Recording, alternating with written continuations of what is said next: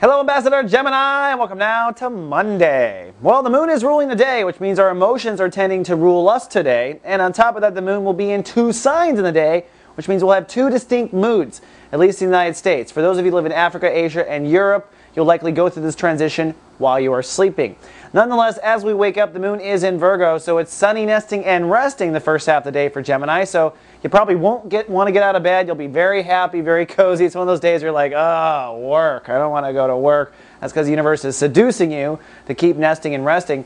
But then after lunch, things will really perk up because the moon will move into Libra, which is an air sign just like you, and put emotional focus on your inner child. So if you can just make it to the afternoon, Gemini, I'm predicting sunny, childlike, playful, and fun the second half of the day. Excellent night tonight to go have a good time and do something fun.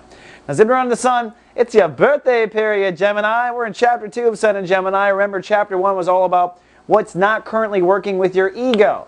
So certain personality flaws, ego flaws, bad hair day, this is a bad outfit, you need new shoes, all the things about presenting yourself and what you don't want to do anymore.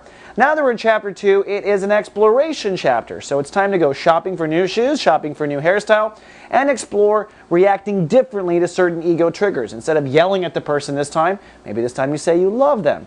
Either way, you'll be experimenting for about 8 days or so. Then also, excellent news, Mercury is direct. That means you Geminis are now going to switch twins. Jekyll and Hyde are switching places depending on how you operate. That's one of the biggest bonuses. The other bonus is no more weed soul garden work. That's right.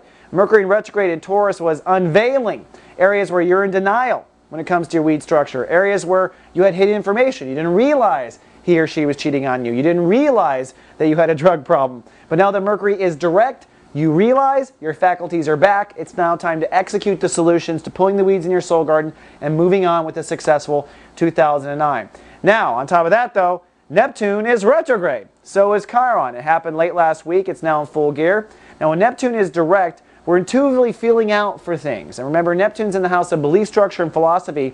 So for the last 6 months or so, you've been out there intuitively finding new information, intuitively finding new places to visit. Ways to expand your belief structure has been what you've been intuitively focused on. Now that Neptune has gone retrograde, you're going to be internally focused on how your belief structure operates or does not operate. So the only caution I give you is the fact that Neptune is conjuncting Jupiter.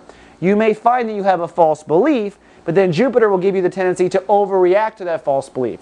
You don't have to have a revolution just because you found one law not working in your country. All you have to do is change that law or change that belief. So be cautious. Use your logical mind once you discover with that intuition, and leave Jupiter for expanding your mind, which is what it's there for in the first place, I believe. All right, Gemini, that's all I have for the day. I'll see you folks tomorrow with more. Live, love, be.